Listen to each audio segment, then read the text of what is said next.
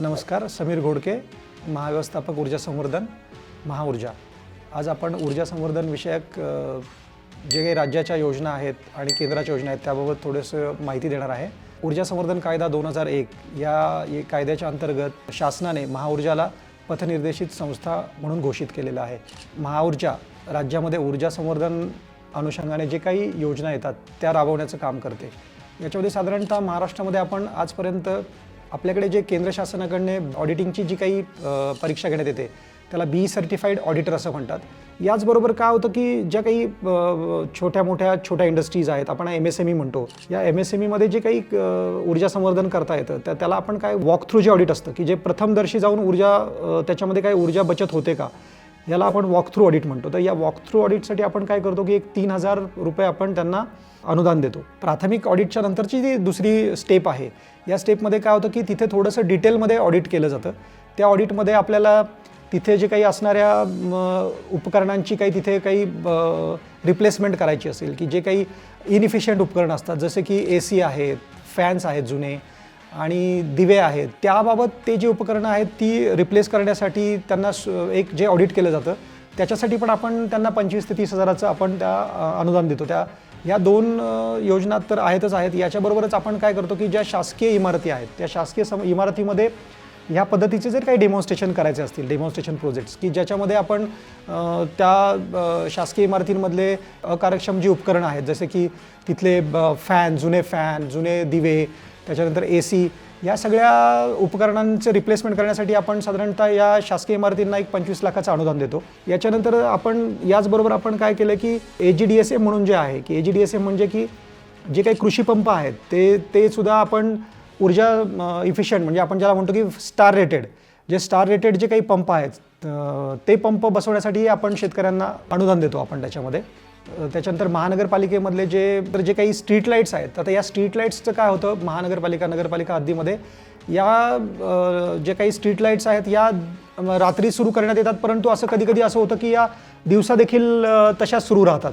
तर याच्यामुळे आपण काय केलं, ज्या काही महानगरपालिकांमध्ये अशा पद्धतीचं त्यांनी सेन्सर बसवून त्याला जे काही ऑटोमेशन केलेलं आहे तर त्याच्यासाठी पण आपल्याकडनं अनुदान त्यांना देण्यात येतं।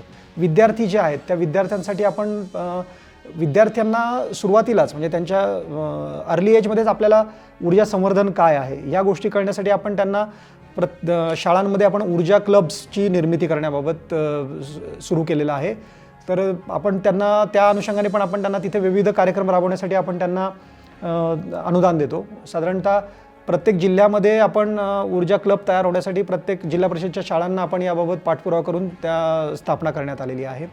आता या सद्यस्थितीत आम्ही शासकीय दवाखाने जे आहेत, जे जिल्हा रुग्णालय वगैरे आहेत, तर या ठिकाणचं ऑडिट करून घेण्यासाठी आम्ही सध्या काम करत आहोत। इंडस्ट्रीसाठी काही योजना आहेत की जसं की त्यांच्यामध्ये पॅट एक स्कीम आहे, याच्यामध्ये त्यांनी प्रत्येक वर्षीचं त्यांचं जे काही कन्झम्पशन आहे विजेचं आणि त्या अनुषंगाने त्यांनी जे काही त्याच्या अनुषंगाने केलेली जी काही कार्यवाही आहे, तर याचा एक आपण पॅट म्हणून जी एक स्कीम आहे त्या पॅटच्या स्कीमच्या अंतर्गत आपल्याला या सगळ्या गोष्टींचा आपल्याला रेकॉर्ड ठेवून आपण त्या रेकॉर्डच्या अगेन्स्ट त्यांच्याकडनं सेव्हिंग करण्यात येतं आहे किंवा नाही येतं आहे, त्यांच्या कंपन्यांमध्ये त्यांनी स्पेसिफिक सेपरेटली एनर्जी मॅनेजर ठेवला आहे का, या सगळ्या गोष्टींचा आपण पाठपुरावा करतो। आणि या अनुषंगाने काय होतं की इंडस्ट्रीज ज्या आहेत, इंडस्ट्री सेक्टरलाही आपण एक मोठा पाठपुरावा करतो की त्यांनी ऊर्जा संवर्धन करावं याच्यामध्ये, आणि त्या अनुषंगाने पॅटची स्कीम आहे। त्याच्यानंतर आता केंद्र शासनाची अजून एक आदिती म्हणून एक स्कीम आलेली आहे।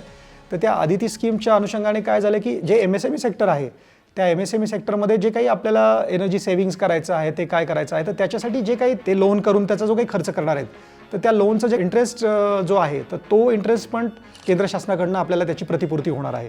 त्याच्यामुळे आदिती ही एक MSMEसाठी एक मोठी महत्त्वाकांक्षी योजना आहे। तर माझं सगळ्यांना आव्हान राहील की जे कोणी MSMEमधले लोक आहेत की ज्यांच्या कंपन्या आहेत छोट्या MSMEच्या अंतर्गत, तर त्यांनी या योजनेचा लाभ घेण्यासाठी महाऊर्जाला संपर्क करावा की जेणेकरून आपण त्यांना त्या योजनेबाबतची पूर्णपणे माहिती देऊ शकू। याचबरोबर आपण विद्यार्थ्यांसाठी क्विज कॉम्पिटिशन्स, त्याच्यानंतर चित्रकला, त्याच्यानंतर वक्तृत्व स्पर्धा यासारख्या आपण स्पर्धा घेत असतो आणि या स्पर्धांमधनं आपण विद्यार्थ्यांमध्ये ऊर्जा संवर्धनाची एक जाणीव करून देत असतो की आपण हे ऊर्जा संवर्धन आपल्या घरातून सुरुवात झाली पाहिजे। राज्यस्तरीय ऊर्जा संवर्धन पारितोषिक वितरण करण्यात येतं।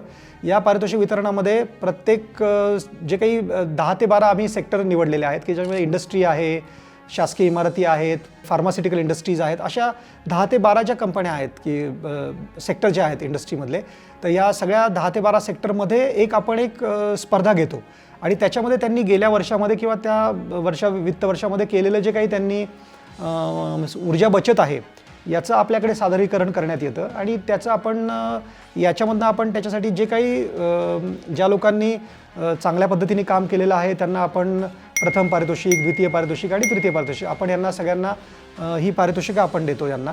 आणि आत्ता पण 2025चा आपण ऊर्जा संवर्धनचे पुरस्कार आपण जाहीर केलेले आहेत. अशा पद्धतीने राज्यात आणि देशात ऊर्जा संवर्धन करण्यासाठी महाऊर्जाकडनं आणि देश पातळीवर ब्युरो ऑफ एनर्जी इफिशियन्सी यांच्याकडनं वारंवार कार्यवाही सुरू असते आणि आपणही त्याला प्रतिसाद दिला पाहिजे.